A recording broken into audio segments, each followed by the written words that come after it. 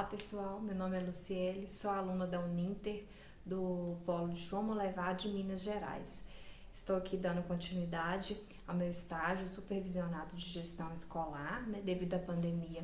A Uninter está proporcionando para nós alunos, está fazendo os estágios de modelo híbrido, no caso do modo de extensão, que é nesse formato online. Então, para dar continuidade ao meu vídeo anterior, sobre gestão escolar. Então, vamos lá.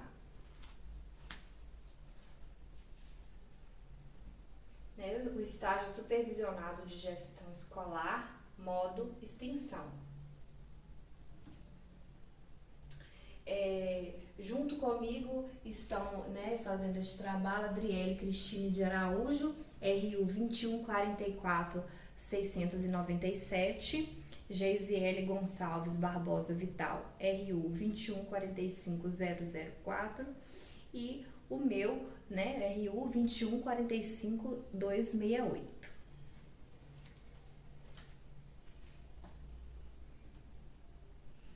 O estágio, ele é sobre gestão escolar.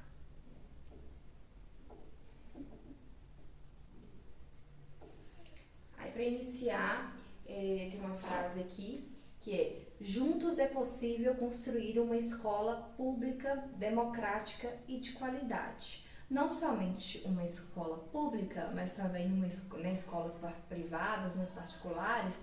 A gente vai enfatizar aqui agora sobre o meu estágio, sobre essa gestão escolar dentro da gestão democrática, o formato dentro de uma sala de aula, dentro de o funcionamento de uma escola, tudo tem que ser democrático para a gente estar construindo uma educação aí de qualidade. Então, a democracia de amanhã se prepara na democracia da escola, de Celestine Freinet. Isso aqui traz pra gente o que eu já havia dito, que a gente tem que construir assim dentro de uma escola para a gente estar formando ali alunos capazes de estar decidindo ali a democracia, tanto do hoje quanto do de amanhã. Então, dentro da gestão escolar, a gente tem um dos pilares aí, que é a gestão democrática, que hoje eu vou estar abordando nesse vídeo.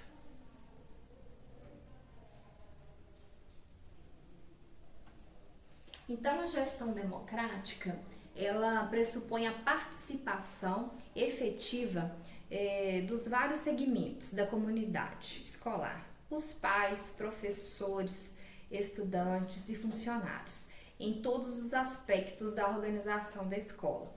Essa participação incide diretamente nas mais diferentes etapas da gestão escolar, que a gente já tinha visto: o planejamento, a implementação e a avaliação, seja no que diz a respeito à construção do projeto e de processos pedagógicos, quanto às questões de natureza burocrática. Então, isso tudo envolve a gestão democrática. Deixa eu voltar aqui. Essa perspectiva de gestão está amplamente amparada pela legislação brasileira. A Constituição Federal de 1988 aponta a gestão democrática como um dos princípios para a educação brasileira. E é ela que regulamenta por leis complementares, como as leis de diretrizes e bases da educação nacional, que é a LDB. E o Plano Nacional da Educação, que é em sua meta 19. É fundamental compreender a questão da gestão democrática para além do seu aspecto conceitual. Não se trata apenas de uma concepção de sociedade que prima pela democracia como princípio fundamental, mas do entendimento de que a democratização da gestão é condição estruturalmente para a qualidade e efetividade da educação, na medida em que possibilita que a escola crie vínculos com a comunidade onde está inserida, paute seu currículo na realidade local, conferindo sentido à proposta pedagógica e envolva os diferentes agentes em sua proposta das corresponsabilidades pela aprendizagem e desenvolvimento dos estudantes.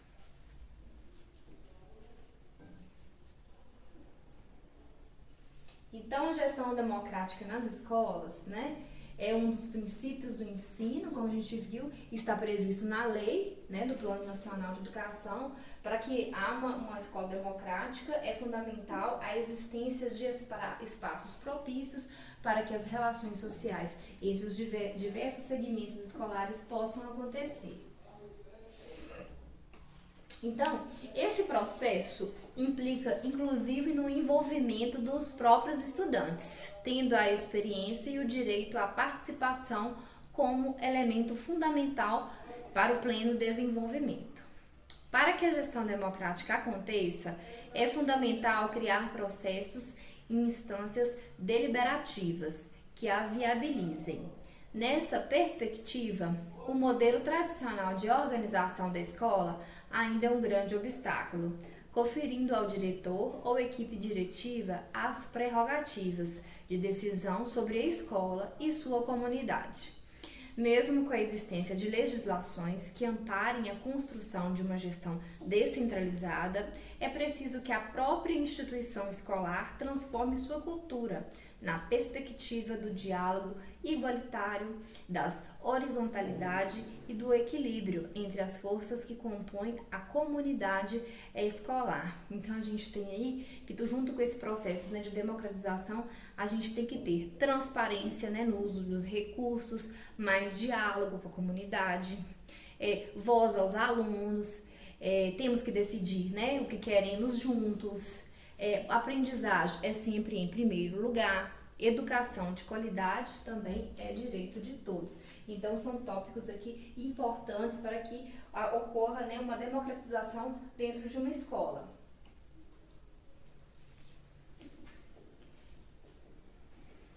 A gestão escolar tem a função de organizar todos os elementos que, direta ou indiretamente, influenciam no trabalho pedagógico. Sua função é garantir que as ações tomadas garantam a qualidade do processo de ensino e aprendizagem. A gestão escolar democrática, ela é um princípio para toda a gestão escolar. Ela é caracterizada pela participação da comunidade escolar, que são essa comunidade escolar, pais, estudantes, professores, funcionários e a sociedade em sua totalidade, nos processos da instituição. De forma participativa, a comunidade escolar é envolvida nas decisões para elaboração do projeto político-pedagógico, para o uso dos recursos financeiros e para o acompanhamento dos processos de aprendizagem.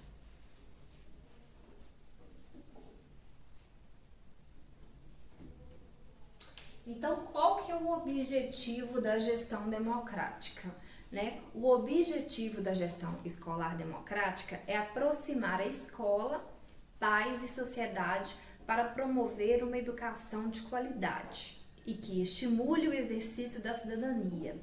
Para que a gestão democrática, a educação de qualidade é um direito de todos os alunos, portanto, faz-se necessário garantir oportunidade de acesso à educação com ensino contextualizado com a realidade de cada comunidade.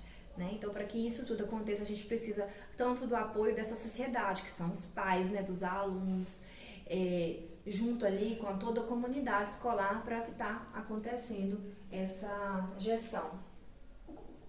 Então, qual que é o papel do gestor na gestão democrática? O papel do diretor, né, que é o caso, que é o gestor, né, é de promover um ambiente educacional de qualidade, garantindo que os princípios de horizontalidade e de escuta sejam respeitados e exercendo liderança. Mais do que um poder centralizado, a autoridade do diretor escolar deve estar na capacidade de dialogar, resolver conflitos e facilitar a adoção dos processos de aprendizagem.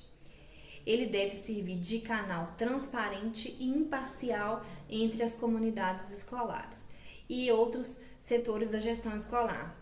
Isso reforça o sentido de participação e garante que as pessoas envolvidas tenham o sentido de que estão fazendo parte das decisões dos demais setores da escola.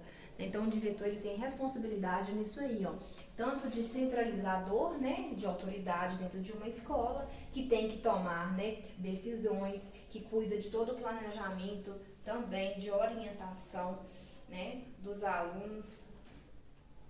Então, ele cabe ao gestor escolar estimular a visão de coletividade e o sentimento de unidade e cooperação, né, dentro de uma equipe, todos cooperarem, né, promover um clima de confiança, que é ter confiança, né, os alunos terem confiança no professor, tanto a equipe no diretor, e promover essa confiança também da equipe pedagógica, né, articular as áreas de atuação, promovendo interação e diminuindo os atritos e diferenças, valorizar as capacidades, feitos e competências das pessoas através de uma cultura positiva de feedbacks. Então é importante que sempre ali tá pedindo, né, a equipe pedagógica, tanto como os alunos, os pais que fazem parte dessa gestão, tá dando feedback, né? O que são esses feedbacks?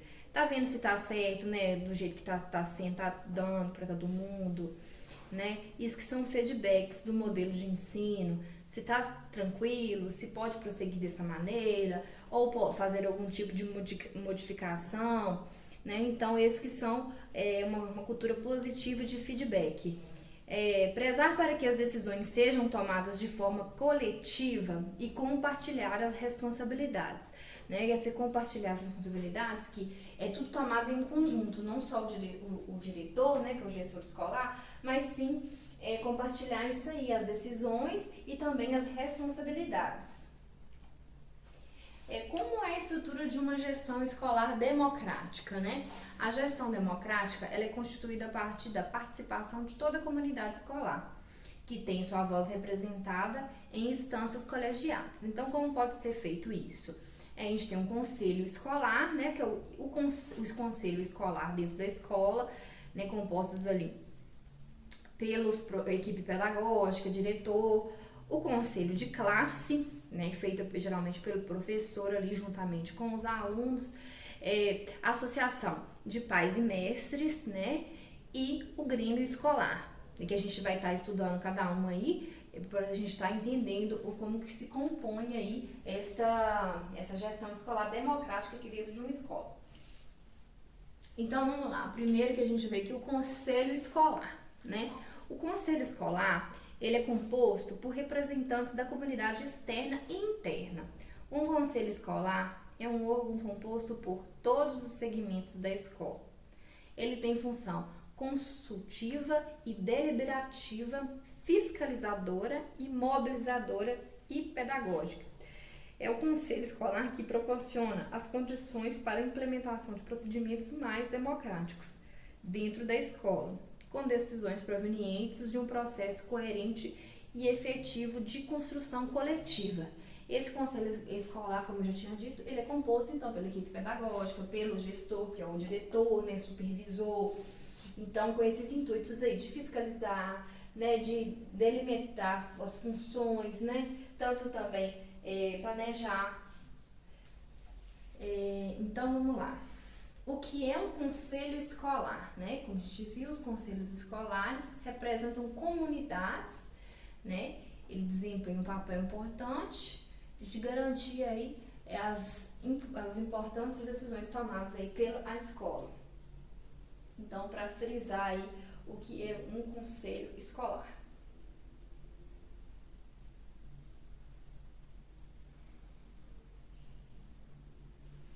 Então, quem pode ser membro do conselho escolar, né? Os membros do conselho escolar são os pais, professores, alunos, funcionários da unidade educacional. O diretor da escola também faz parte do conselho. O conselho escolar é composto por representantes dos segmentos da comunidade escolar. É uma qualificação necessária para pertencer ao conselho escolar, é o desejo de ajudar a comunidade escolar. Então, assim, isso varia muito de cidade e de região, né? Mas o conselho escolar em si, cada escola rege de um jeito, né? Aí a gente tem um exemplo de como ele é composto, né? Tanto como professores, diretores, também tem em alguns lugares que os alunos e funcionários, né, também fazem parte desse conselho escolar, que é uma ideia, né, legal. E que decisões o conselho escolar ele pode tomar, né? Quais que são as decisões que eles podem tomar, as funções? Ele averigua o que a escola precisa, quais são os assuntos mais importantes que a escola deve focalizar. O conselho escolar também assessora as necessidades financeiras da escola. O conselho escolar auxilia o diretor sobre assuntos como, por exemplo, se a escola está usando o melhor meio de informar os pais sobre o aproveitamento do aluno ou sobre o bem-estar dos estudantes na escola. Então, esse conselho escolar, né, ele serve para dar apoio ali a todo o diretor, toda a equipe pedagógica, para estar orientando ali, auxiliando em conjunto ali a toda a sociedade, para dar um respaldo melhor para os pais, né, para ver se seus filhos estão ali com o aproveitamento adequado, né, o que pode ser feito para melhorar, o que pode ser implementado. Então, também a gente tem outro exemplo aí de associação de pais e mestres, né, que é a APM, que é a abreviação, né, da Associação de Pais e Mestres.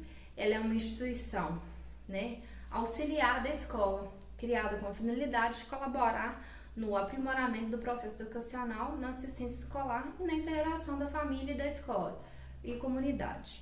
A APM é uma associação civil de natureza social e educativa, sem caráter político, racial ou religioso e sem finalidades lucrativas. O nome da organização pode mudar de estado para estado, podendo ser conhecida também como uma associação de pais e professores, associações de pais e funcionários, mas tem a mesma função, né? Então, como eu disse, também pode variar de região para região aí os nomes aí. Quais que são os objetivos também da APM? Colaborar com a direção do estabelecimento para atingir os objetivos educacionais pretendidos pela escola, representar as aspirações da comunidade e dos pais de alunos na escola, favorecer o entrosamento entre os pais e os professores, possibilitando a melhoria do ensino e aproveitamento escolar de seus filhos. A programação de atividades culturais e de lazer, contribuir para a conservação do prédio e colaborar na assistência escolar em áreas socioeconômicas de saúde. Contribuir para ampliar o conceito de escola para um centro de atividades comunitárias. Então, essa associação de pais e mestres vem aí para somar junto com a escola, tanto em outros, oferecer outros cursos também para a comunidade, para os alunos extra, né? Tá orientando, ajudando o diretor também a atingir os objetivos educacionais. Quando e como deverá ser constituída a Associação de Pais e Mestres? Então, o mandato da diretoria da PM é de 1 ano. Isso também, gente, varia de região para região, tá?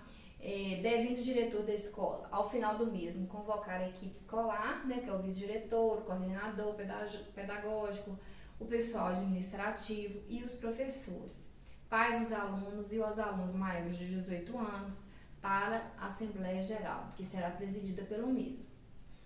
Compete à Assembleia Geral eleger o Conselho Deliberativo e o Conselho Fiscal. E cabe ao Conselho Deliberativo eleger os membros da diretoria executiva e divulgar os nomes escolhidos a todos os associados. Então, isso aí é como deve ser constituído. Então, assim, isso aí é um exemplo de um modelo, né? No caso, que como pode ser feito aí essa associação de pais e mestres. Que está previsto também na lei, né, que estabeleceu os diretrizes e bases, número 4024, de 20 de dezembro de 1961, que em seu artigo 115 dispõe sobre a necessidade de que a escola incentivar a formação da associação de pais e mestres. Então, está previsto aí na lei, a APM.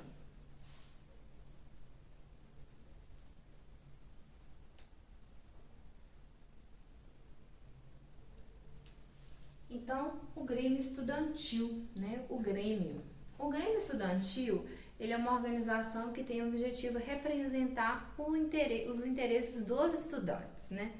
Ele tem foco no desenvolvimento de propostas para melhorar as atividades da escola e garantir a participação do aluno no processo de decisões.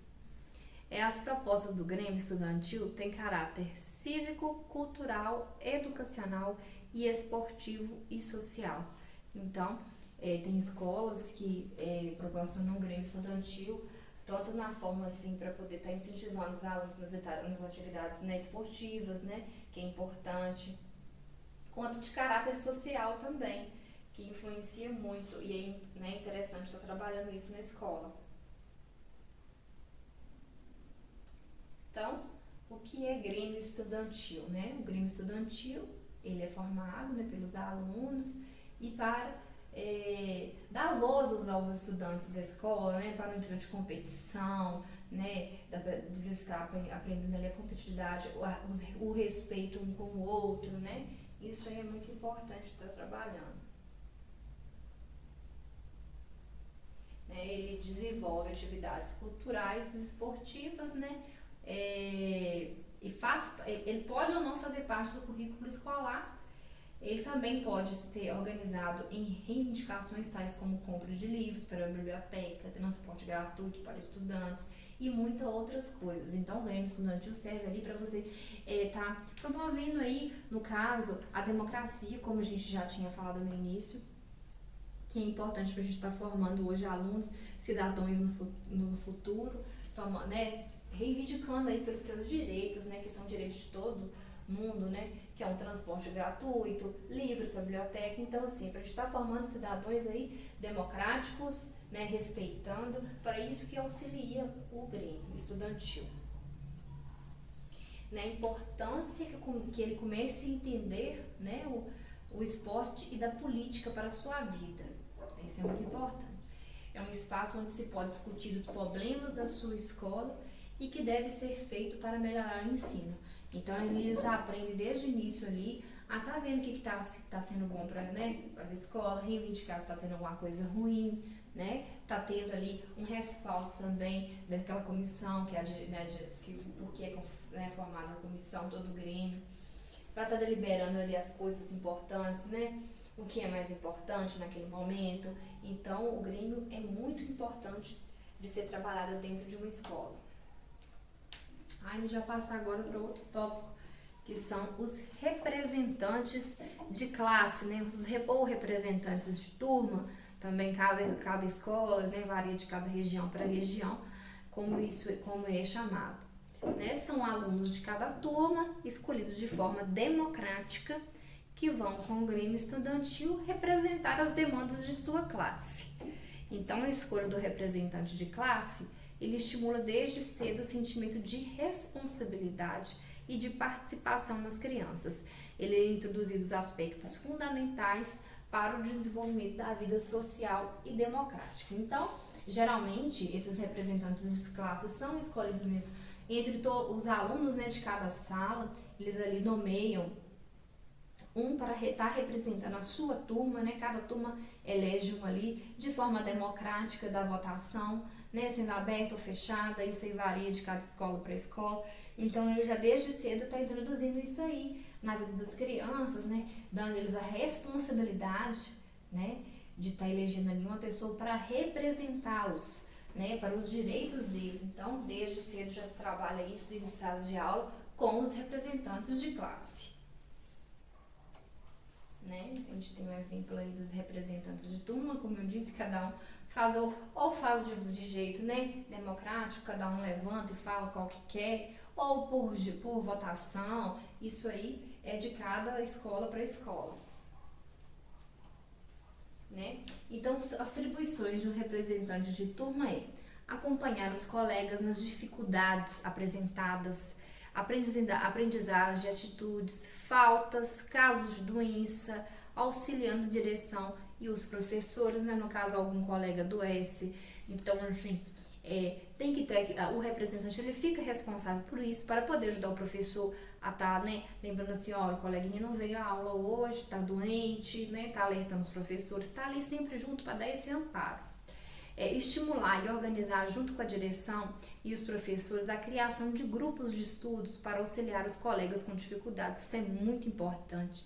né? Nomear ali as pessoas que têm mais facilidade em certa determinada matéria para estar abrindo um horário extra, para estar auxiliando os outros alunos ali com dificuldades, né? E colaborar com os colegas novatos para que se adaptem ao ambiente escolar. Então, na hora que a gente for nomear, né, a gente tem que ter essa orientação para os alunos, na hora que a gente for nomear um representante de turma, é lembrar também que não é só aquele aluno que vai ficar saindo da sala, ele tem que ter responsabilidades, né? Que ele fala assim, eu vou ser representante de turma, mas eu vou ficar saindo, não vou ficar assistindo a aula, mas muito pelo contrário, ele tem que ter responsabilidade, né? De orientar ali o professor, ajudando, auxiliando ele nessas funções, né? Tanto os professores como os colegas com dificuldade, né? Os novatos para que eles se adaptem bem, né? Que a gente tem muito disso, talvez a criança não se adapte à escola por alguma questão de afinidade com os colegas ou alguma parte psicológica. Então, assim, o representante chega para poder dar esse auxílio ali, essa receptividade para os alunos novatos. Então, aqui a gente tem as qualidades de um representante de turma, né? Ele tem que ser estudioso, persistente, apresentar-se sempre com uniforme organizado e ser exemplo para todos. Então, a gente tem que orientar ali, sempre estar nomeando ali, ajudando as crianças a nomear um representante de turma que tem esses quesitos, né? Porque precisa de ser estudioso, ele tem que ter persistência, né? Ele tem que ter disponibilidade de estar ajudando, né? De ser uma pessoa assim, receptiva, né? Aí tá as qualidades de um representante de turma: ter iniciativa, ser justo, leal, assíduo às atividades escolares de representação e dinâmica. Então, esses tópicos têm que ser expostos ali na hora para as crianças estarem votando dentro de uma sala de aula e lembrando, né, eles das importâncias dessas qualidades na hora que for eleger um representante de turma. É importante que o professor oriente seus alunos nesse sentido, né? Não é uma votação assim qualquer um. Então, o professor tem que falar assim, não, a gente vai eleger, vocês têm que ter a ideia, né, de que para eleger um representante de turma tem que ter esses quesitos aí, tá orientando os alunos, né? O conselho de classe, né, também ele é um pouco parecido, então, com o outro que a gente já tinha visto, né, que ele é composto de professores, pedagogos, coordenadores e pais. Então, varia muito de nome para nome, né? Também esse acompanhamento se dá através de análise e diagnóstico do processo, reuniões e votações com finalidade de orientar de forma coletiva as ações para o sucesso do estudante. Então, o conselho de classe, geralmente, ele é feito dentro de uma escola ou por professores, né, que estão ali, né, que vão ali fazer a avaliação se os estudantes atingiram o objetivo de comportamento, de assiduidade na aula, né, de frequência. Então, isso aí é um diagnóstico, tanto como se a criança está indo bem, né, se o aluno está indo bem dentro da sala de aula. Então, é de forma de orientar, de coletiva, né, aos estudantes. Um espaço, né, o conceito de classe é um espaço interdisciplinar de reflexão sobre os objetivos almejados pela escola, as dificuldades e avanços na organização do ensino, metodologias utilizadas, conteúdos selecionados, tipos de atividades propostas, forma de avaliação, critérios e instrumentos utilizados para o conhecimento do aluno. Então, esse é o conselho de classe, que é uma instância coletiva com o objetivo de avaliar o processo de ensino e de aprendizagem.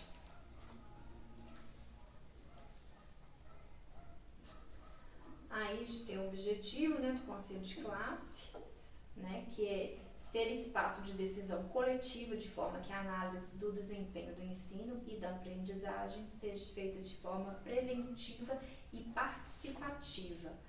O conselho de classe tem essa função de prevenir também, preventiva no sentido de que se algo não está dando certo, outras alternativas para a gente estar modificando talvez a forma de estar trabalhando dentro de uma sala de aula ou de um funcionamento, né, de uma escola, para isso que serve né, um dos objetivos aí do conceito de classe.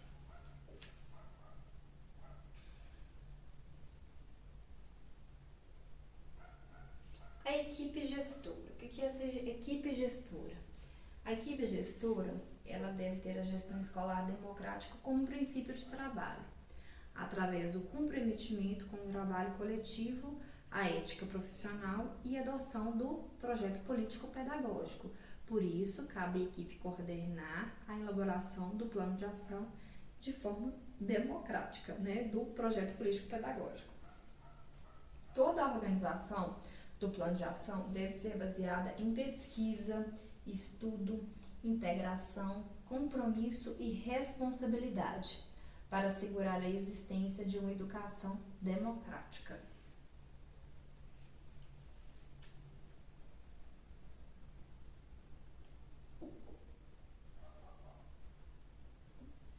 Então, a equipe gestora, que no caso são os diretores, vice-diretor, supervisor, né, o coordenador.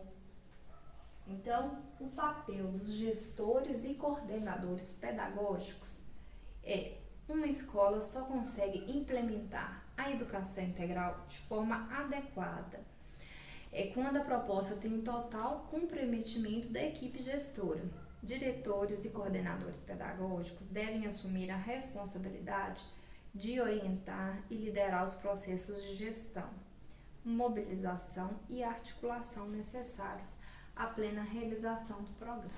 Assim, cabe à equipe gestora a informação, que é assegurar que toda a comunidade escolar tem uma visão clara e compartilhada do que é e como acontece a educação integral, a partir das diretrizes oferecidas por sua rede.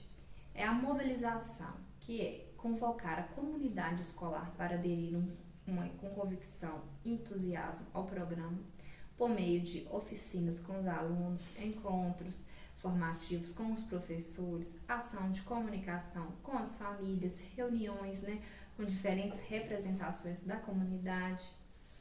Aí a gente tem outro tópico, que é a adesão, negociar com a rede para que professores que não desejam participar do programa sejam transferidos para outras escolas e que aderem no regime integral de 40 horas. Então, assim, isso varia também de região para região, né? As diretrizes, que é liderar um processo coletivo de reformulação do projeto político-pedagógico da escola, gerando documentos coerentes e factíveis com metas concretas e definições de responsabilidade, que contemple as expectativas, os sonhos da comunidade escolar. A pactuação é assegurar que todos os atores da comunidade escolar estejam comprometidos com o novo projeto dentro do político-pedagógico e tenham clareza sobre seus novos papéis. Autonomia, que é criar comissões de trabalho na escola que se responsabilize pelas diversas áreas da educação integral, atividades pedagógicas, articulação com a comunidade, comunicação e mobilização, infraestrutura, monitoramento e avaliação e etc. Então, isso aí tudo que é composto aí uma equipe gestora, equipe pedagógica, né? E essas são as suas responsabilidades. Muita coisa, né? Então, a democracia, ela oferece os canais de escuta e participação, garantindo que os professores, funcionários, familiares e estudantes possam opinar sobre a proposta pedagógica e a gestão da escola, de forma que compartilhem sonhos, desejos e responsabilidades. Transparência, né, compartilhar dificuldades, convocar a comunidade escolar para ajudar a resolvê-las e disponibilizar planilhas orçamentárias para todos possam opinar e repensar os investimentos conjuntamente com a direção. O acompanhamento é criar esse mecanismo para o monitoramento permanente do programa de educação, a fim de que os envolvidos possam identificar as necessidades de mudança e celebrar os avanços alcançados. Então, assim, dessa equipe gestora, a gente tem a democracia, que a gente oferece ali o poder de escuta, né, tanto para os funcionários como para os professores e estudantes, para eles estar opinando ali seus desejos, né? Tem uma coisa também que não esteja agradando a cada um, então a gente tem que ter essa democracia. A transparência é importantíssima ali, que ajuda a equipe a resolver os problemas, tanto financeiros, né, nas questões orçamentárias. E comunicação, divulgar ações e resultados para orientar e motivar todos os envolvidos. A comunicação na escola é muito importante também, para a gente estar divulgando os projetos da escola. A integralidade, assegurar que o novo projeto político-pedagógico supere a separação entre o turno e o contraturno, promovendo a integração entre disciplinas tradicionais e atividades complementares, oficinas, trilhas e disciplinas optativas, bem como entre os professores e oficineiros da comunidade. A inovação, criar oportunidades para que a comunidade escolar possa ter acesso a novas referências e identificar ou gerar soluções para que as novas demandas geradas pelo programa de educação integral.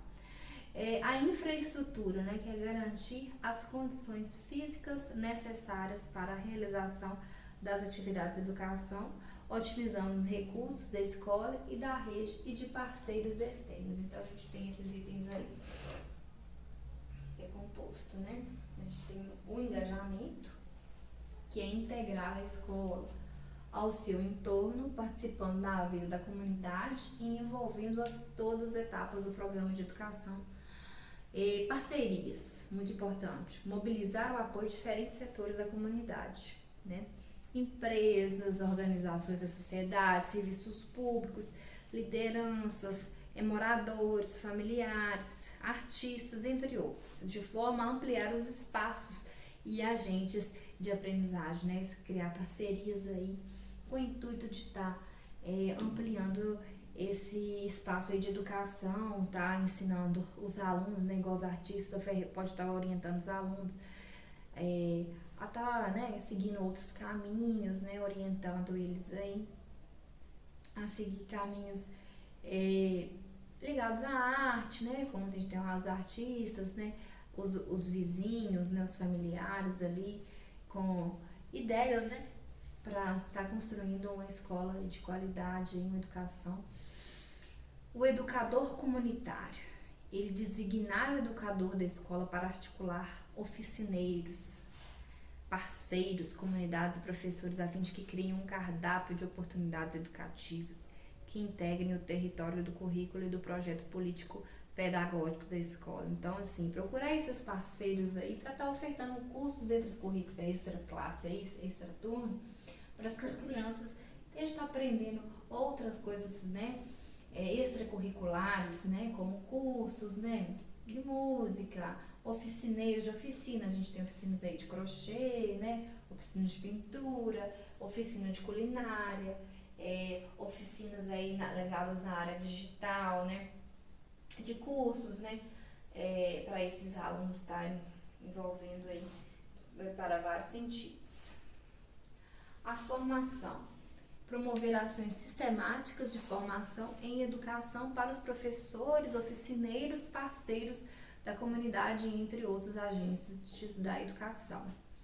As trilhas é disponibilizar horários de planejamento, apoiar e empoderar professores para que construam roteiros educativos que integrem disciplinas tradicionais e atividades complementares, saberes acadêmicos e populares, de forma a promover o desenvolvimento integral dos alunos. Isso é muito importante. O diretor ali, o gestor, tá dando empoderamento ali para os seus professores, dando autonomia para eles estar diversificando, né, dentro do plano político-pedagógico ali, ideias inovadoras, né, que sempre é importante trazer isso para dentro de uma sala de aula, né.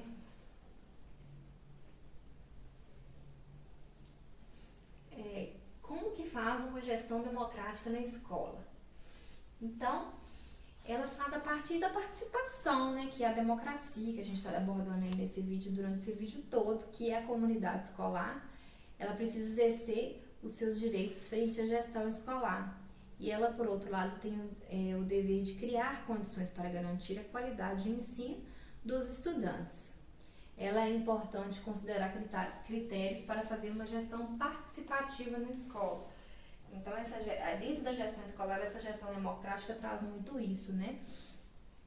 Que a gente tem o planejamento escolar, a gestão ele deve estabelecer objetivos alinhados ao projeto político-pedagógico, traçar metas de maneira eficiente, através de um bom planejamento que a escola garante controle de recursos e transparência. O planejamento ele tem que ser estratégico, deve ser construído e considerar todo o plano no ano letivo, né? Considerando que ele pode ser, né, adaptar ali ao longo do seu percurso, se necessário. A organização dos setores responsáveis por cada departamento é essencial para garantir que o plano de ação seja cumprido. Escuta da comunidade escolar, né? Ela é imprescindível criar condições para escutar a comunidade escolar, seja através de reuniões, assembleias, comunicação e meios digitais, né? Como agora no meio da pandemia, a escola, né, está oferecendo aí essas reuniões online que servem de amparo aí para os pais, né, para a comunidade em si. A comunidade escolar ela deve ter total acesso às instâncias colegiadas, garantindo assim o direito de ter voz nas decisões da escola. Então é importante aí a comunidade estar opinando ali sempre nas decisões de uma escola. Transparência, que a gente já tinha falado, né? A gestão também passa por transparência de recursos, né? Uma comunidade informada é mais propensa a engajar-se com as atividades. O projeto político-pedagógico deve estar sempre acessível para que todos tenham conhecimento do plano de ação e possam fiscalizar a implementação desse projeto. Então, isso é a transparência dessa gestão também. Para a comunidade estar fiscalizando ali, os pais estar fiscalizando esse projeto, né? O plano de ação tem que já estar todo preparado, por isso que tem que ter o planejamento. Acolhimento às demandas. A gestão deve estar atenta às demandas da comunidade escolar e da sociedade como um todo. Por isso, cabe à gestão melhorar os processos de ensino e antecipar as demandas que podem ser essenciais no futuro, né?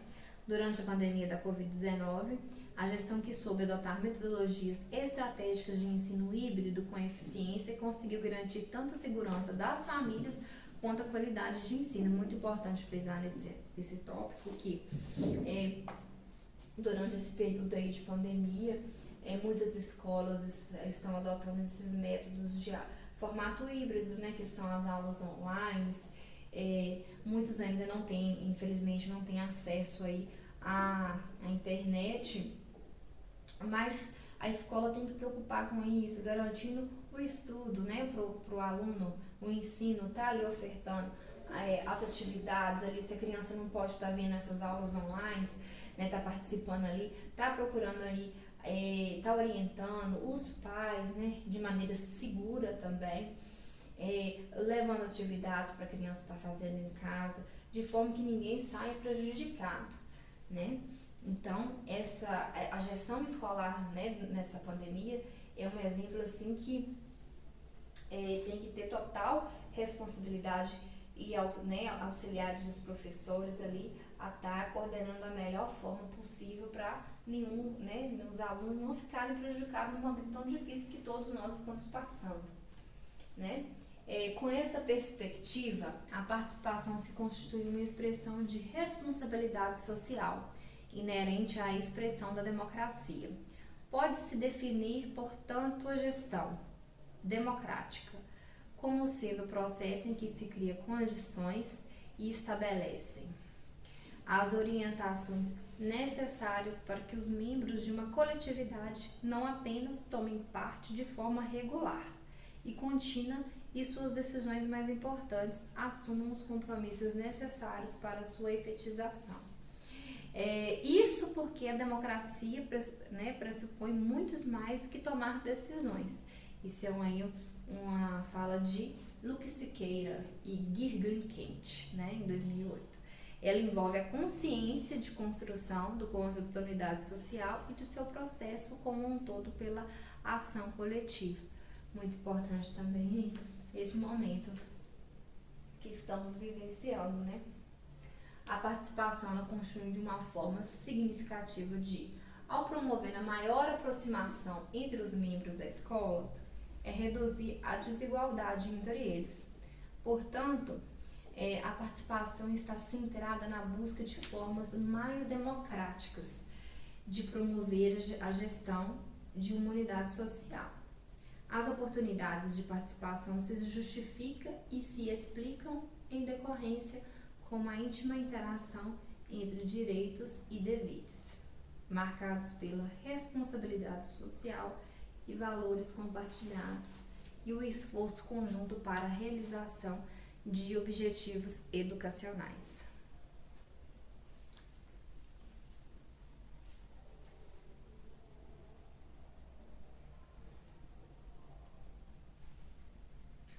Então, essa responsabilidade social é importante, sempre que tenha, claro, se revela na medida em que seja orientada em favor do aluno para o seu desenvolvimento, sua formação, sua cidadania e aprendizagem significativa, promotora das competências e consciências que lhe permitam atuar de forma positiva na sociedade e usufruir de seus bens e serviços. Isso que se torne capaz de assumir de forma estreitamente associada a direitos e deveres.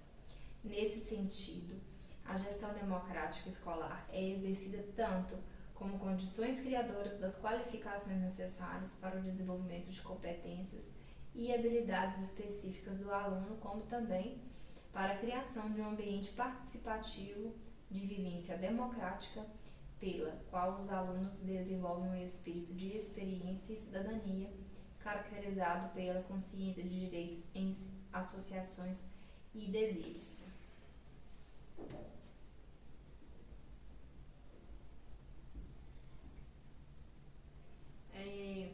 Destaca-se, pois, que a formação do aluno e sua aprendizagem constitui-se no objetivo central da gestão democrática. Vale dizer que todos os processos e ações participativos promovidos pela escola somente se justificam na medida em que sejam orientados para melhor resultado dos alunos.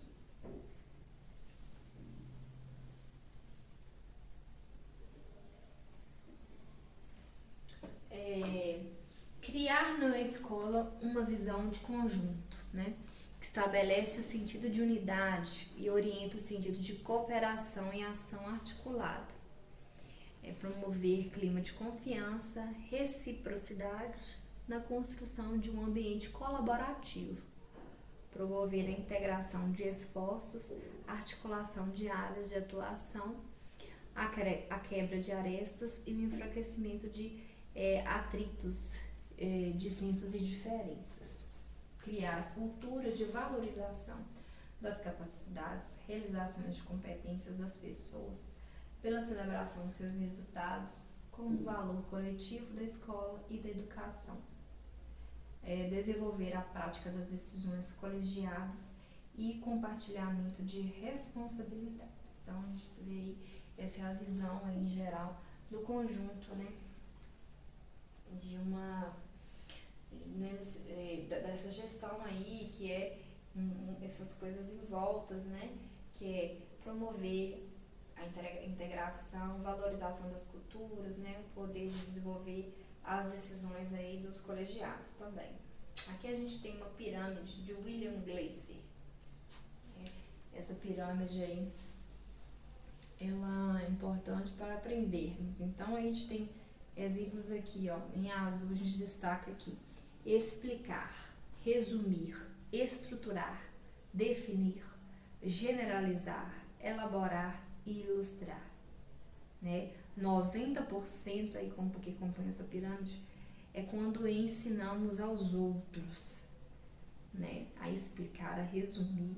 Então, essa pirâmide, 90% aí. A gente tem destaque em amarelo escrever, interpretar, traduzir, expressar, revisar, identificar, comunicar, ampliar, utilizar, demonstrar, praticar e diferenciar e catalogar. 80%, né, que a gente aprende quando a gente faz esses procedimentos aí. Quando a gente escreve, quando a gente interpreta, a gente está aprendendo aí 80% aí nesse referencial aí dessa pirâmide. Aí também a gente aprende quando conversamos, perguntamos, repetimos, relatamos, né? Numerar, reproduzir, recordar, debater, definir e nomear. Então, a gente aprende aí 70% quando discutimos esses tópicos aí com outras pessoas. Então, ver e ouvir. 50% quando vemos e ouvimos. Aí você vê 50% quando a gente vê, né, vê e ouve, a gente aprende 50%. Ver, né, quando a gente observa, 30%, né, a gente aprende 30%. Escutar, 20% quando a gente ouve. E ler, a gente 10%. Então, a gente tem essa pirâmide aí, com a porcentagem de aprendizagem de cada metodologia que a gente usa aí dentro de uma escola, não só dentro de uma escola, em geral, quando a gente está dentro, né, nessa comunidade em geral, quando a gente observa, né, quando a gente ouve, isso é muito importante, né, que tá dando destaque aí.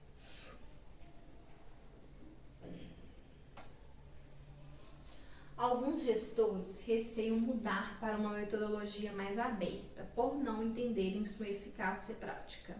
Mas, felizmente, uma gestão democrática vai além de um conceito bonito, né? E de acordo com a pirâmide, né, do psiquiatra americano William Glasser, que a gente acabou de rever, também conhecida como cone da aprendizagem, quanto mais as pessoas participam de um processo, mais elas aprendem. Dessa forma, o ápice de aproveitamento é que se ensina o que se sabe aos outros. Então, por isso que eu quis trazer aqui pra gente, eu vou até voltar aqui na pirâmide, é que quanto mais a gente está explicando, a gente está ouvindo, a gente aprende. Por isso que eu quis trazer. E importante também para a gestão democrática, a gestão escolar, a gente está mostrando isso, né?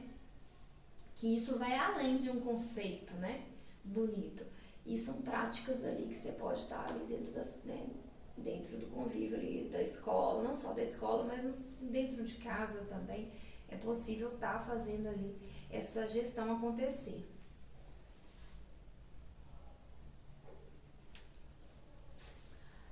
Aqui eu tô trazendo para vocês as dificuldades também para a gestão democrática. A gente falou ali das responsabilidades, a gente já falou do papel do gestor democrático, né? Mas também a gestão democrática, a gestão escolar, enfrenta dificuldades, né? Dificuldades externas à escola. A gente tem a pequena vontade política, né? Dependendo aí da escola, estadual, municipal, particular, né? Depende de estaduais e municipais, depende da vontade política. A contrariedade à ideia de participação política, né? Isso aí são exemplos de dificuldades externas à escola, né?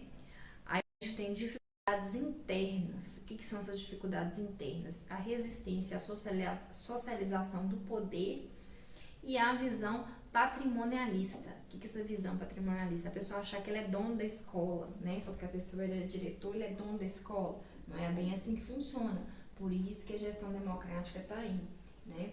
Que o gestor ele tem que estar apto a isso, né? A dar ouvido ali a todo o conjunto escolar.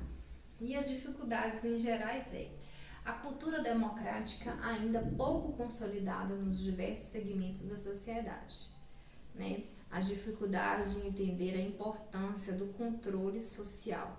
Isso aí são as dificuldades em geral que a gestão democrática enfrenta, né, gente? É importante também a gente estar destacando esses itens aí de dificuldade, para todos terem aí que não é só mil maravilhas aí, não, tem os seus pontos também, né, de dificuldade, mas tudo se supera, né, tendo uma boa administração, uma boa cooperação na escola, isso aí, e uma boa vontade, tudo aí é superado. Né? O administrador de uma escola tem a missão de desenvolver condições para que os alunos conquistem o bem mais precioso da vida, a educação. Muito importante, o administrador de uma escola. Ele tem que estar orientando aí os alunos de forma, porque eles são o bem mais precioso aí da educação, da vida. Então ele tem esse grande papel e essa missão importante.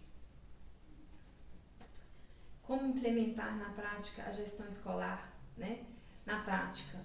Então, com todas as dificuldades levantadas, pode perceber a utopia em implementar a gestão escolar participativa. No entanto, existem maneiras práticas de obter esse resultado, desde que seja possível contar com o apoio de todos, né? Então, mesmo que como eu tinha dito, com as dificuldades ali, é possível sim você ter uma gestão escolar participativa ou democrática, né?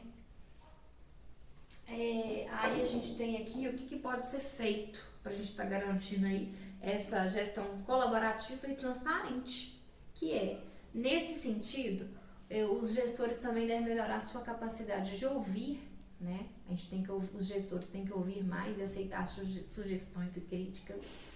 Esse comportamento receptivo permite que a comunidade escolar se sinta mais à vontade para reunir com a direção ou coordenação e expor suas ideias. Também é interessante que os gestores deleguem mais as tarefas em vez de centrarem tudo em seus ombros.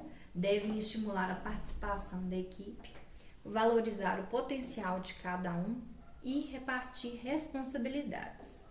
Ainda sob um ponto de vista prático, a gestão escolar deve fortalecer suas instituições internas, né, tais como os grêmios estudantis e conselhos e assembleias pedagógicas, que devem ter mais poder para influenciar as decisões da instituição. Fomente a participação familiar na escola, né? Seja por trabalho ou por falta de tempo, muitos pais ou responsáveis dizem que não podem participar mais de atividades da vida escolar. Para mudar esse cenário, a escola pode realizar campanhas para a participação dos responsáveis, como distribuição de materiais impressos ou mesmo visitas domiciliares. Os pais se sensibilizam sobre a importância de se engajarem nas decisões da instituição.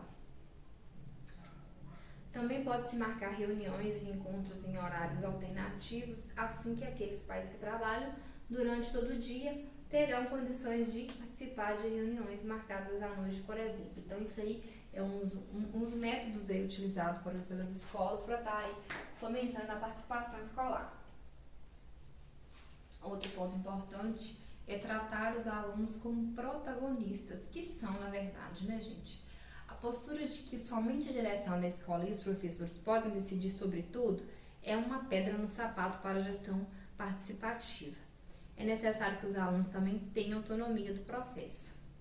Nesse sentido, os alunos devem ser estimulados a participarem de reuniões e exporem suas opiniões. Também é interessante criar desafios para que eles se sintam mais motivados a agir. Por exemplo, pode-se dar a eles a responsabilidade de produzir eventos na escola ou campanhas que sejam de seus interesses. Assim, um modelo de cidadania e participação é construído com o resultado de teremos jovens mais interessados em defender seus objetivos e se tornarem adultos mais responsáveis. Assim, então, a gente tem que tratar os nossos alunos, né, como protagonistas. Então, a gestão, né, escolar e o vídeo aqui hoje que eu destaquei sobre a gestão democrática nada mais é do que a participação tanto em conjunto da escola, né, dos pais, né, dos alunos ali, a transparência em todos os sentidos. É muito importante para a educação. Eu trouxe aqui pra gente estar finalizando, que a educação é a arma mais poderosa que você pode usar para mudar o mundo, né? Uma frase aí de Nelson Mandela, que traz pra gente aí que nós, né, os gestores aí das escolas, né, que nós somos futuros aí gestores, futuras gestoras de uma escola, eles têm essa responsabilidade aí de estar auxiliando esses alunos, né, que eles são o futuro, né, os alunos são o futuro, né, então é importante a gente estar dando apoio aí todo que a gente pode proporcionar com a ajuda de todos, orientar, né, sobre diversos assuntos que compõem uma escola. Então a gente vai ficar aqui finalizando esse vídeo, né, que eu trouxe para você sobre a gestão democrática dentro de uma escola, a participação que a gente viu dos conselheiros de classe, né, associações de pais e mestres, tudo que compõe ali o representante de turma, que compõe a gestão democrática dentro de uma escola, que é muito importante a gente também dar voz aos alunos, é importantíssimo para estar frisando ali o melhor engajamento de todos os interesses. Então, eu fico aqui, né, por aqui com esse vídeo, aguardo vocês para o próximo, espero que tenham gostado desse vídeo. Então, é isso aí, até o próximo vídeo.